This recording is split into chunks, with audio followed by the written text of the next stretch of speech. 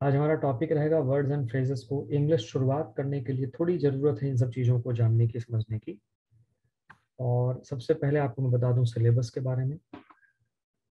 But English language का जो syllabus है जैसा कि दिया हुआ है, general Hindi and English up to graduate level, ये एक छोटी सी बात बता दी गई है।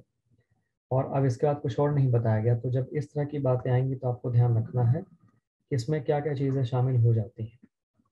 दीपक कुमार तिवारी जी, हाल हेलो सर जी, गुड आफ्टरनून। हाँ जी, दीपक जी का मैसेज आ गया, hello sir good afternoon. Yes Deepak, good afternoon. बाकी लोगों के जिनके भी मैसेज अभी तक नहीं है, मैं वेट कर रहा हूँ सबके मैसेजेस की। आपके मैसेजेस का आना बहुत जरूरी है। तो सिलेबस में आपके क्या आ जाएगा भाई? Passage, parajumbles, cloze test. Cloze test के चांस थोड़े से कम है आपके उसमें आने में, बट पैसेज और पैराजम्बल्स के चांस हैं आपके साथ। पैराजम्बल्स हो जाता है रीअरेंजमेंट करना, पैसेज आपको पता ही है। Raju Barnwal, is it class for RO ARO? Sir yes yes Raju ji, बिल्कुल। ये Allahabad high court RO ARO के ही चीज़ों के बारे में आपको बताने जा रहा हूँ, और उसमें मैं बताने जा रहा हूँ स्पेशली इंग्लिश के बारे में। बाकी GS का पार्ट है, रीजनिंग का पार्ट है, और भी चीज़ें हैं। ठीक है, GS का मेन रोल रहेगा। जानकारी थोड़ी तो होनी चाहिए ना, हाई कोर्ट में काम करने जा रहा है। Pankaj Sharma sir, I think everyone there we have only 13-14 people on Telegram for this course. Okay, fine Pankaj, no issues. Sandhya Kumari, हाँ जी हेलो सर, अब मैसेज आया संध्या का। पंकज, मेरा कंसर्न केवल इतना है दैट यू आर whosoever और whatsoever number you have, that doesn't matter, वो तो हम दिल से उतना ही पढ़ाएंगे।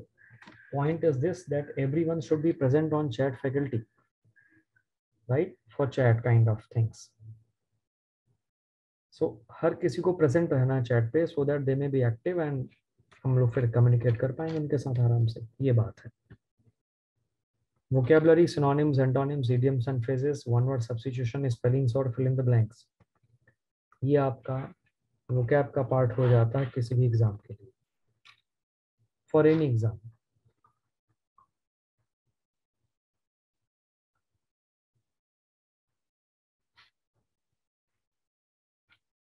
अगला ग्रामर की बात करेंगे। So we have here questions based on spotting errors, sentence improvement और correction, fill in the blanks, active and passive voice and direct indirect speech, that is narration.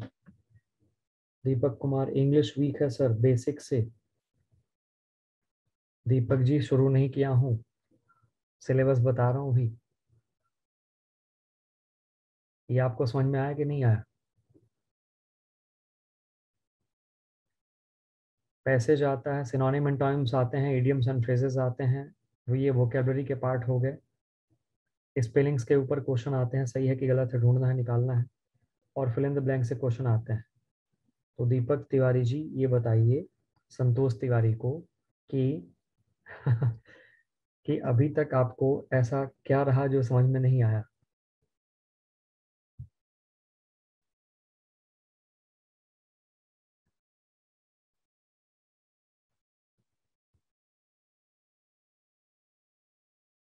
तो स्पॉटिंग एरर, सेंटेंस इंप्रूवमेंट या correction, fill in the blanks, active and passive voice और direct indirect speech, सब okay है? चलिए बस ठीक है। तो जब आपको कंफर्टेबल ना हो तब आप बताइएगा कि सर दिक्कत है। इंग्लिश पहले से ही वीक कहाँ है? आपने इंग्लिश की स्पेलिंग सही लिखी है, वीक की स्पेलिंग भी सही लिखी है, कोई दिक्कत ही नहीं।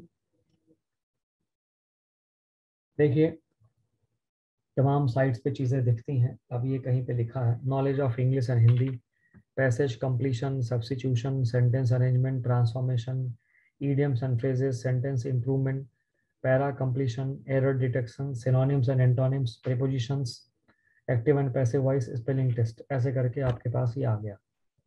अब ये सच्चाई में इतना है या बस किसी ने ऐसे ही इसको वेबसाइट पर डाल दिया है कि हाँ ये सिलेबस है? फिलहाल मुद्दे की बात यहाँ पे रही जो मैंने आपको बताया कि जब भी बात सिलेबस की हो, आप मान के चलें कि वोकैब, ग्रामर और कॉम्प्रिहेंशन, ये तीनों चीजें आपके सिलेबस के पार्ट में आते हैं। All the three are your syllabus part. 3 sentence हमारे सामने दिख रहा है।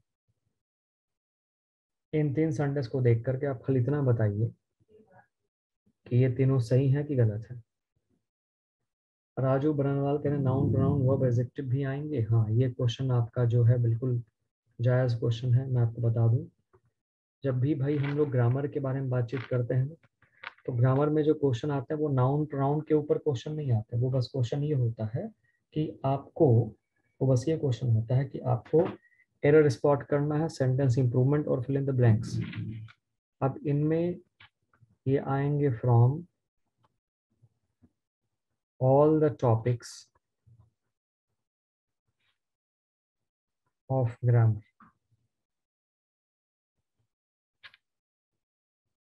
From all the topics of grammar, उसमें आप नाउन को लो, प्रोनाउन को लो, एडजेक्टिव को लो, वर्ब को लो, कंजंक्शन को लो, एटसेट्रा जितना भी अपने सब।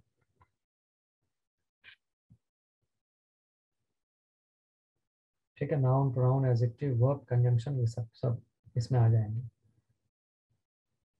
Active and passive voice, direct indirect speech.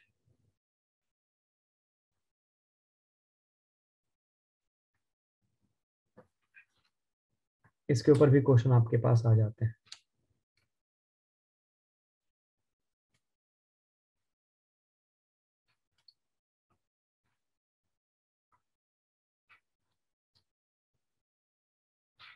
हाँ जी, अब बताइए यहाँ तक आपको समझ में आ गया सभी को?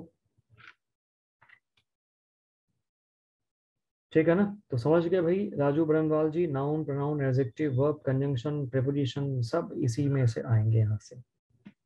चलो, 3 सेंटेंस आपके सामने देखिए और आप बताइए ये तीनों सही है या गलत है। तो भाई दीपक जी बिल्कुल बेसिक से चल रहा हूँ। 3 सेंटेंस सामने आपके सामने आ गए, बस एक बार देखने के लिए कि हमें इनको समझना कैसे है। तो ये तीनों सेंटेंस आपके सामने है, सही है या गलत है?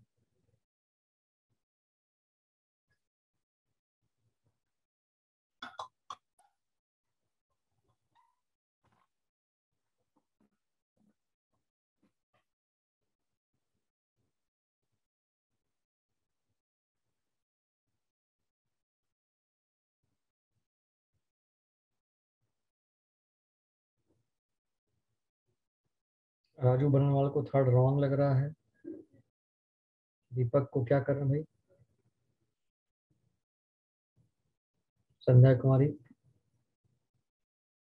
I don't know sir. सही है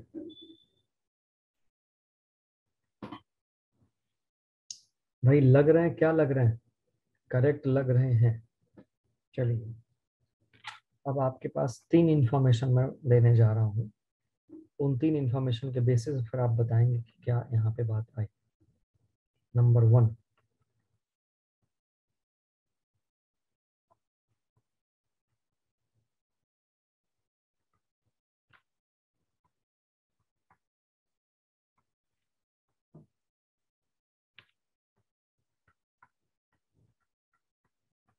बाउंडेशन कोई वर्ड नहीं होता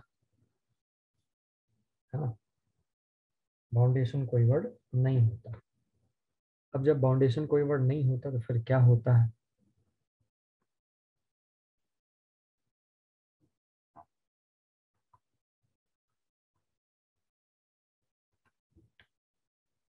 बाउंड्स कह लो,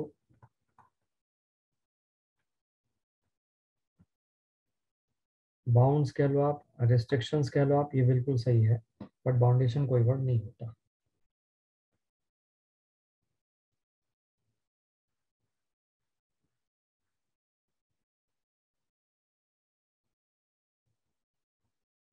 बाउंडेशन कोई वर्ड नहीं होता, बाउंड्स आर रेस्ट्रिक्शंस। ठीक है। हाँ हाँ, लिमिटेशन हो सकता है राजू जी, बिल्कुल ठीक है। मतलब बाउंडेशन जो अक्सर हम लोग बोलते हैं ये कोई वर्ड होता ही नहीं है, दिस इज द पॉइंट। दीपक समझिए, बाउंडेशन कोई वर्ड ही नहीं होता, तो आप इसको यूज कैसे कर सकते हैं? तो इसका मतलब यहाँ पे ये गलत। दूसरी बात,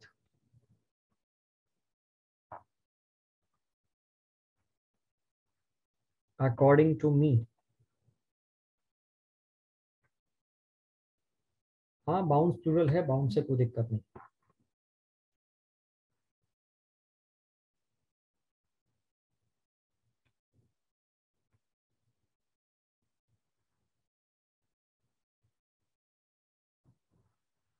दूसरी बात है अकॉर्डिंग टू मी या अस, नहीं होता। अकॉर्डिंग टू यू ठीक है, और अकॉर्डिंग टू हिम या हर या देम, ये सही है। अकॉर्डिंग टू हिम हर या देम ये सही है। अकॉर्डिंग टू यू सही है, बट अकॉर्डिंग टू मी या अस नहीं होता। ये सब छोटी छोटी जानकारी है जो मैं आपको बस बता रहा हूँ फिलहाल।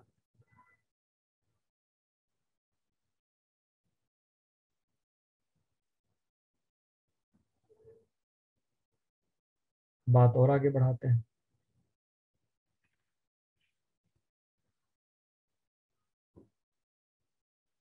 माई सेल्फ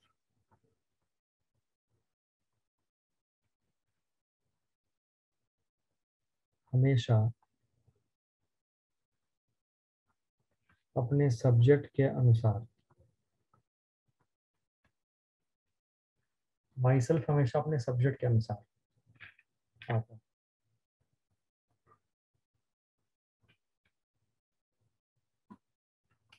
हाँ दीपक कुमार जी, ये एक प्रश्न अक्सर बच्चों के मन में आता रहता है कि एनी लॉजिक वाई।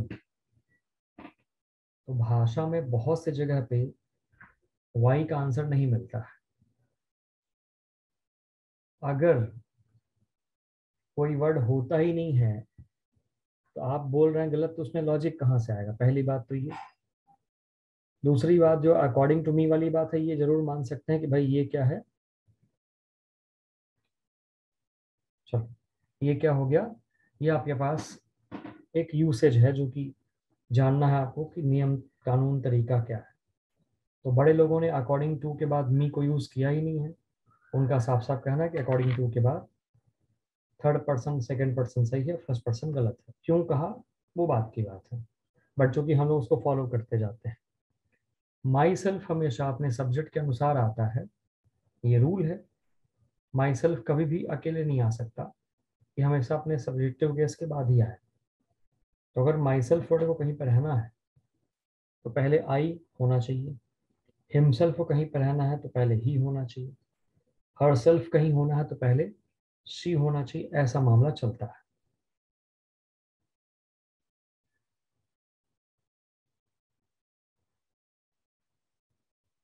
तीन इंफॉर्मेशन आपके पास आ गई। बताओ भाई दीपक जी, अभी कुछ बात समझ में आई? पहली बात कि बाउंडेशन कोई वर्ड होता ही नहीं है, तो आप अगर लिख रहे हैं तो गलत लिख रहे हैं, उसके बदले क्या लिखेंगे, बाउंस। ठीक। अगली बात, अकॉर्डिंग टू के बाद फर्स्ट पर्सन का यूज गलत माना जाता है इंग्लिश में। तो मी और अस दोनों गलत माने जाएंगे, और हिम हर ये सही माने जाएंगे। माना जाता है, हमें इसको एक्सेप्ट कर लेना है।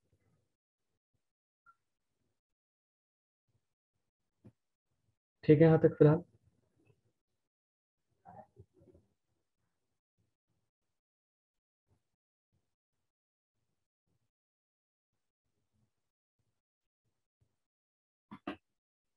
चैट पे आप लोग मैसेज भेजते रहिए। यहाँ तक सब कुछ ओके है, क्लियर है?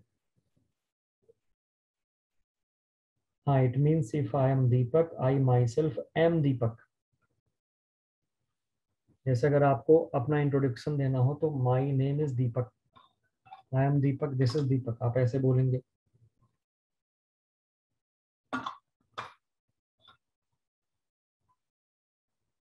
ठीक है। और अगर दोस्तों के बीच में है तो आप बोल सकते हैं माई सेल्फ दीपक, चल जाएगा। बट मान लो मैं आपसे पूछता हूँ यार दीपक कौन है, मुझे दीपक से मिलना है, तो आपका सेंटेंस क्या रहेगा? अरे मैं ही दीपक हूँ, बताइए क्या बात है। मैं ही दीपक हूँ मतलब I myself am Deepak. I myself am Deepak, yes Deepak, अब जाके सही हुआ। ये बोलेंगे, बात तब जाके जमेगी।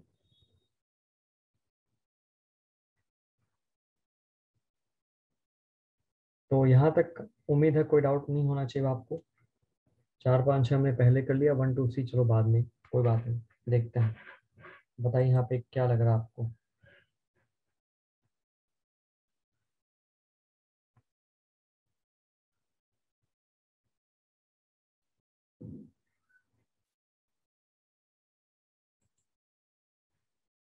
अलंकृति सर, तो इंट्रोडक्शन में माई सेल्फ यूज नहीं कर सकते हैं जो यूजुअली लोग इंट्रो देते हैं।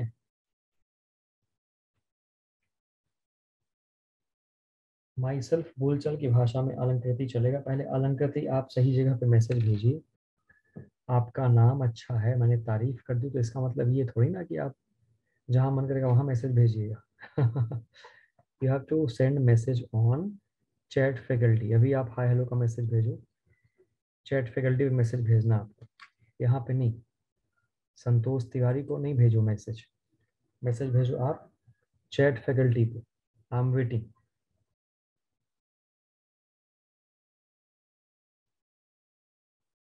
हाँ जी अलंकृति, अब आपका मैसेज सही जगह आ रहा। नो नो नथिंग टू से सॉरी, लाइक मैं तो बस ऐसे ही लेग पुलिंग कर रहा था।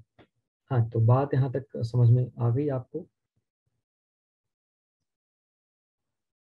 आई am new to use Zoom, okay okay great. तब भी आपने अच्छे से यूज कर लिया इसको। क्लासेस हो रही हैं, समझ में चीजें आ रही हैं, क्वेश्चन आप लोग पूछ रहे हैं। हाँ जी, तो अभी क्लियर हो गया। कम्युनिकेशन, वही तो मैं बताना चाह रहा हूँ इन सब क्वेश्चंस के माध्यम से, कि कम्युनिकेशन बटे अलग चीज होती है, बोलचाल की भाषा, उसमें कुछ भी आप बोल दो काम चल जाता है। मान लो अलंकृति, मैं आपके सामने हूँ, आपके घर के सामने आप, ठीक है, हम लोग वहीं पे हैं, और मैंने इशारा किया ऐसे, ठीक, तो क्या हो गया, आप जाके एक बोतल पानी लेके आओगे। फिर मैंने काफी देर काम करने के बाद इशारा किया, मतलब आप थोड़ी सी चाय बना के लाओगे, है कि नहीं। काम तो ऐसे भी हो जा रहा। और बोलेंगे चाय, तब भी चाय मिल जाएगी। अब प्रॉपर फॉर्मल तरीका क्या होगा, may I have a cup of tea. Hi Alankriti ji, may I have a cup of tea, may I have a glass of water. ठीक है, ये क्या रहा, ये रहा एक प्रॉपर तरीके से किसी सेंटेंस को उस अर्थ के हिसाब से बोलना। ऐसी कोई बात आई तो आप ऐसे बोलिएगा। तो ये इनफॉर्मल बोलचाल की भाषा और फॉर्मल में अंतर होता है। ठीक, तो वो चलने दो जहां जो चल रहा है। बाकी आइए अब इधर 2 3 क्वेश्चन और देख लेते हैं। मैंने पहले ही कहा कि आज का पर्पस है कि इंग्लिश के अप्रोच को आपको बता देना, समझा देना, ताकि आप जान लें कि इसका यूज किस तरीके से होगा।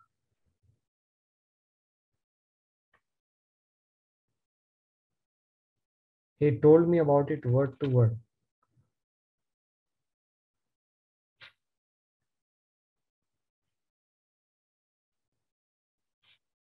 Word for word. Word for word. और इसका मतलब हो जाता है शब्दशः, अक्षरशः या शब्दशः। अगर आप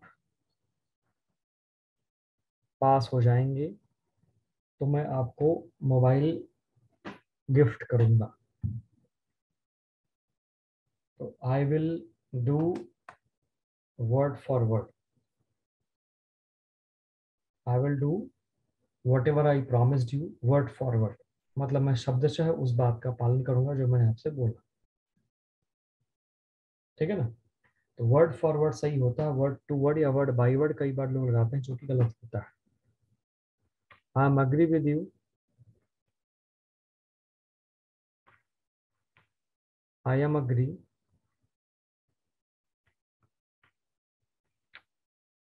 बिकॉज अग्री वर्ब की फर्स्ट फॉर्म।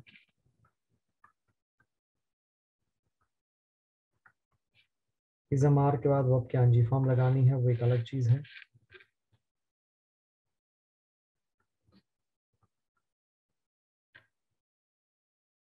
अग्री वर्ब की फर्स्ट फॉर्म, ठीक है, एम के साथ नहीं आएगा। ये प्रॉपर इतना केवल हो जाएगा,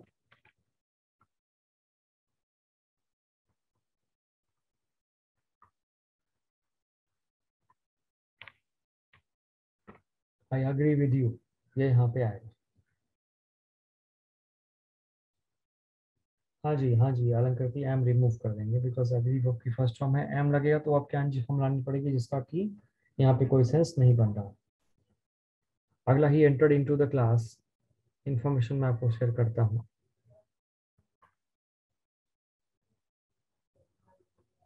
एंटर के बाद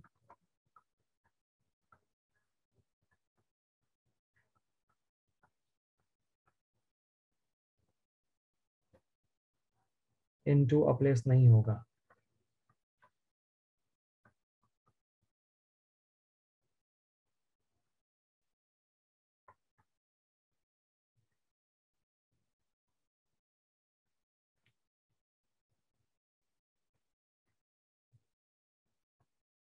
ठीक है, तो ही एंटर्ड इनटू द क्लास, तो आप यहाँ से इनटू को हटा देंगे। क्यों लगा ही एंटर्ड द क्लास? कुछ नहीं आएगा अलंकृति, नो प्रीपोजिशन।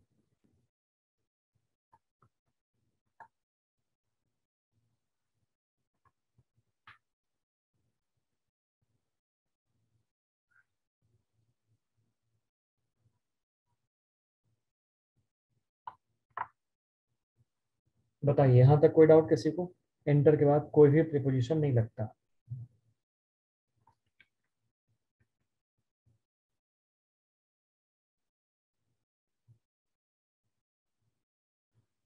तो इन 6 सेंटेंस से आपको अब एक आइडिया लग गया होगा कि बहुत सी चीजें हम लोग इंग्लिश में जो जानते हैं वो सही नहीं होती।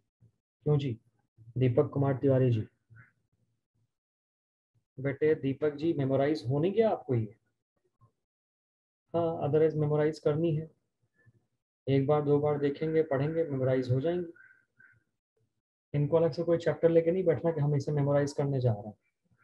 ये कुछ इंटरेस्टिंग फैक्ट्स हैं जो आपके पास आ गए, जो आपको ये बता रहे हैं कि भाई इन सब चीज़ों को बारे में जानकारी आपके पास होनी चाहिए, तब आप कुछ पढ़ेंगे तो आपको समझ में चीज़ें अच्छे से आएंगी। सबसे बड़ी बात तो आपका अप्रोच क्लियर हो गया।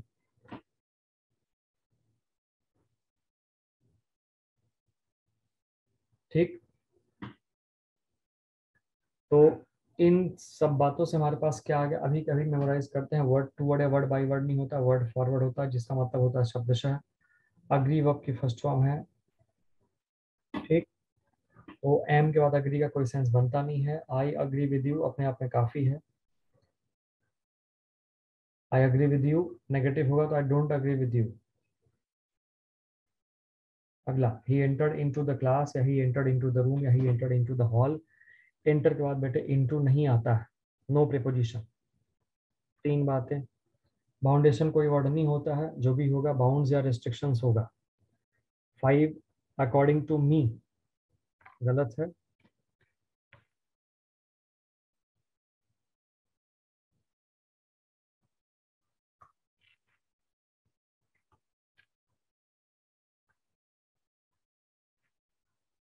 अकॉर्डिंग टू हिम या अकॉर्डिंग टू हर कर सकते हैं, लेकिन जब मुझे लिखना है मेरे अनुसार, तो हम यहाँ पे क्या लिखेंगे?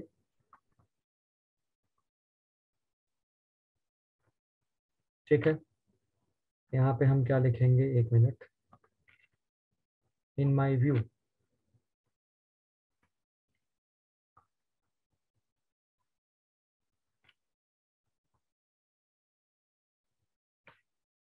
इन माई व्यू या इन माई ओपिनियन, ये हो सकता है।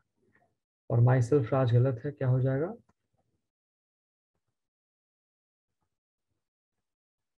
आई एम राज, ये आ जाएगा। एज पर मी सही है, हमने तो खाली अकॉर्डिंग टू की बात की भाई।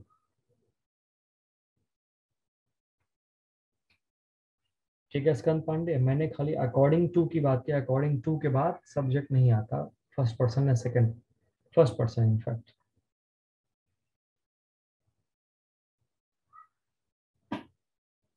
ठीक है, चलिए बात आगे बढ़ाते हैं, एकदम स्टार्टिंग से चलते हैं।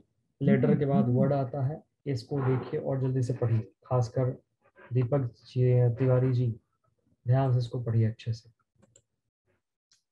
एकदम ध्यान से अच्छे से पढ़िए आप।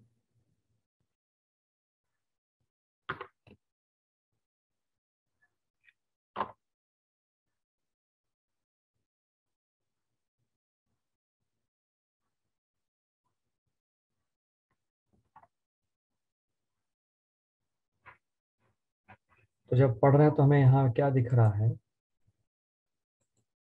एक लेटर या ग्रुप ऑफ लेटर्स जिनकी मीनिंग कंप्लीट होती है उनको अक्षर कहते हैं।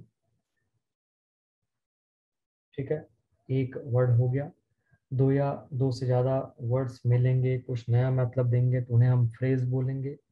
फ्रेज की बात करेंगे थोड़ी देर के बाद। पहले अभी हमारे पास सेंटेंस दिख रहा होगा आपको।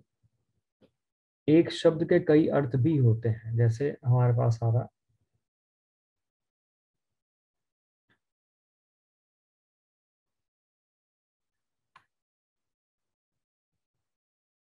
फॉर के कई अर्थ आपको बताए गए। इसका मतलब आज के बाद चौकन्ना हो जाना है कि अगर आपने किसी भी वर्ड का एक अर्थ निकाला और वो समझ में नहीं आ रहा, अजीब सा लग रहा, तो समझ जाओ कि कुछ मामला गड़बड़ है, कुछ और अर्थ रख के देखो वहां पे। जैसे एग्जांपल मैं लेता हूँ,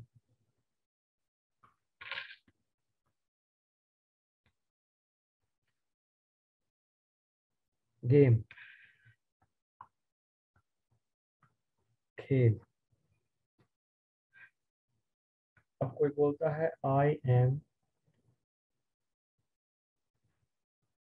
गेम फॉर इट, कोई बोलता है मान लीजिए ऐसा, सही है गलत है? I am game for it, सही है गलत? है तो सही, लेकिन जब मैं इसका अर्थ निकाल रहा हूँ आई एम खेल फॉर इट, तो अजीब सा लग रहा सुनने में। इसका मतलब कहीं ना कहीं इस गेम का मतलब खेल नहीं है, कुछ और भी हो सकता है, जो कि आपको मैं बता दिया। एक शब्द के कई अर्थ भी होते हैं। फॉर का एग्जाम्पल दिख रहा है आपको, दिस इज फॉर यू के लिए। I went to him for he brought some news from my father. ठीक है, तो फॉर यहाँ पे बिकॉज के सेंस में आ रहा है, क्योंकि। ठीक है, अगला, ही वर्क देयर फॉर 3 years, वो वहाँ 3 साल तक काम किया। यहाँ पे फॉर का सेंस आ गया तक। अगला, he has been working there for 3 years, वो वहाँ 3 साल से काम कर रहा है। आ गया आपके पास।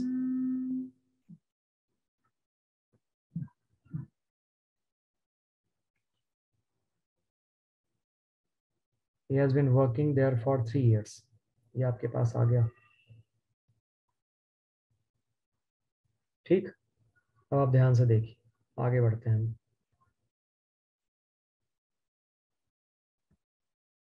फ्रेज को पढ़ो ध्यान से, अच्छे से। फ्रेज को आप अच्छे से पढ़िए।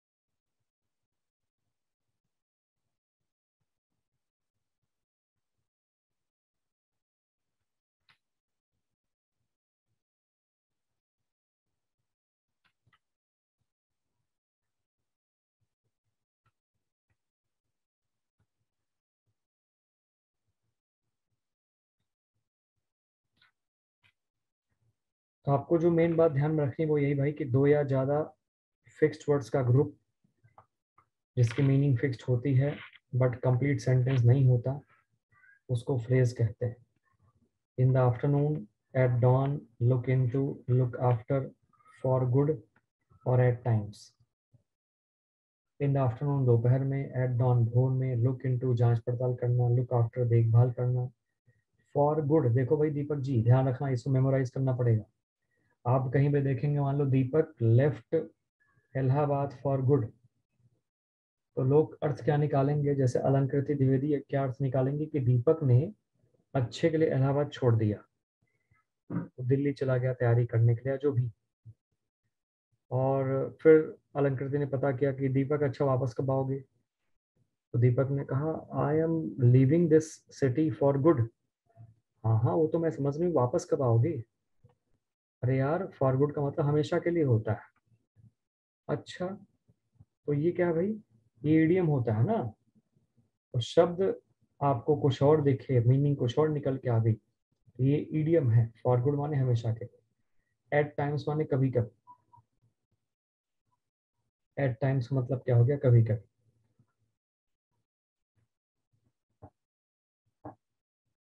तो दोपहर में, भोर में, जांच पड़ताल करना, देखभाल करना, हमेशा के लिए, और कभी कभी।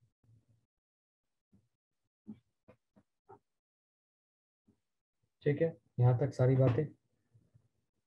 तो ये आपके पास जो एक से ज्यादा वर्ड्स का ग्रुप आए, ये सब के सब फ्रेजेस हैं, और ये बार बार आपके पास आएंगे जब आप कोई चीज पढ़ोगे तो।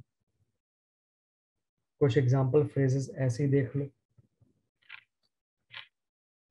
3 प्रकार के फ्रेज होते हैं, मतलब ग्रुपिंग जो होती है वो 3 प्रकार की होती है। अब जब आप कोई चीज पढ़ोगे ना, तो ये बार बार दिखेगा, तो समझ में नहीं आए कहाँ से मैं इसका अर्थ निकालूं। तो ये अर्थ को निकालने में हेल्प कर जाता है। और चूंकि कॉम्प्रिहेंशन आपके पास आना है, इडियम आपके पास आना है, तो थोड़ी सी जानकारी होगी, तब आप पढ़ोगे तो समझ में आएगा आपको अच्छे से। तो जैसे एक हो गया शब्द जैसा वैसा ही अर्थ, ये लिटरल हो गया, शाब्दिक अर्थ वाले फ्रेज। एक मुहावरा हो गया, इडियम्स, जैसे आपके पास आ गया फॉर गुड, अच्छे के लिए नहीं बल्कि हमेशा के लिए। तो ये क्या? ये इडियोमेटिक आ गया। फिर फ्रेजल वर्ब एक आएगा। तो जल्दी से आप देखो, यहाँ पे आपके पास लिटरल की मीनिंग यहाँ पे कुछ दिए गए हैं, लिटरल के एग्जाम्पल, मतलब नॉर्मल फ्रेजेस के एग्जाम्पल।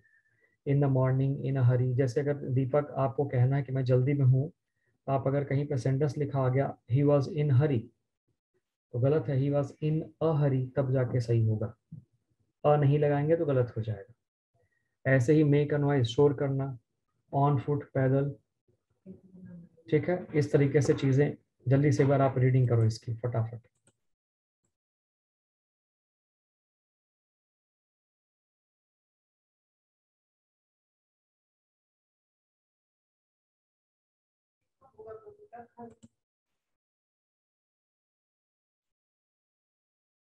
हाँ जी अलंकृति, हर क्लास आपको रिकॉर्डेड मिलेगी मेरे ख्याल से, आपको ऐसा बताया गया होगा। और जो भी कुछ आपको यहाँ पे दिख रहा है जिसमें मैं निशान लगा रहा हूँ, सब आपको पीडीएफ के फॉर्म में मिलेगा। ये सारी चीज़ें आपको ऐप पे अवेलेबल रहेंगी हमेशा, जब तक आपका कोर्स चलेगा तब तक।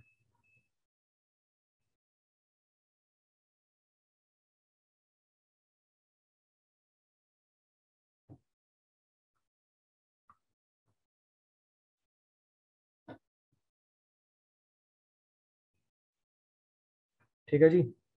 इन द मॉर्निंग, सुबह, इन हरी, जल्दी में, मेक अ नॉइज, शोर करना, ऑन फुट, पैदल, ईच अदर, एक दूसरे, टेक एडवांटेज ऑफ, फायदा उठाना, गेट रिड ऑफ, छुटकारा पाना, इनफैक्ट, वास्तव में, फॉर अ वाइल, थोड़ी देर के लिए। इन हरी करने में क्या इशू है?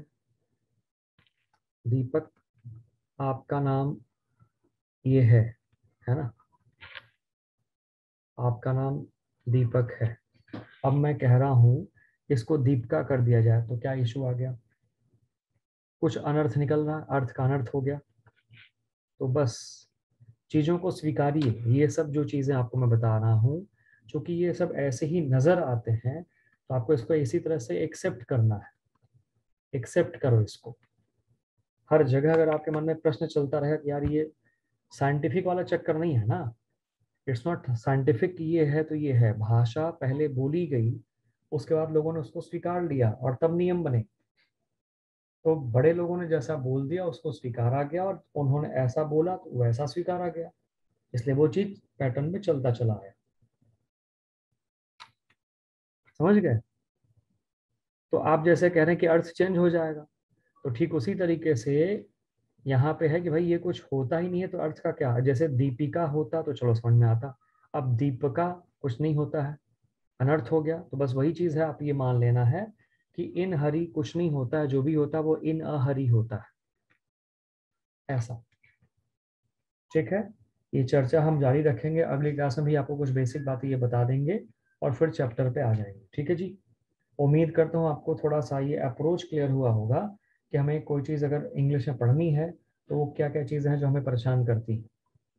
जो इंग्लिश हम जानते हैं वो भाषा बोलचाल की अलग होती है और स्टैंडर्ड एक अलग भाषा चलती है। ये अंतर आपको समझना है और इसी का यूज आपको एग्जाम में करना है। ठीक है, दीपक, अलंकृति, स्कंद पांडे क्लियर हो गए, राजू बरनवाल भाई, पंकज शर्मा, संध्या, सब कुछ क्लियर है? अगर आपको सब कुछ क्लियर है तो एक बार चैट पे जल्दी से मैसेज कर दें, भेज दें कि हाँ सब कुछ क्लियर है, जहां तक पढ़ाया गया वहां तक आपको क्लियर है।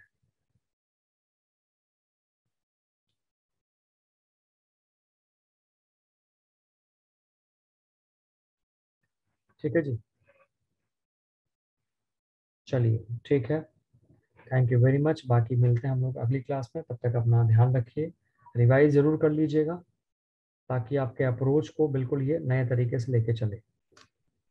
ठीक, थैंक यू वेरी मच।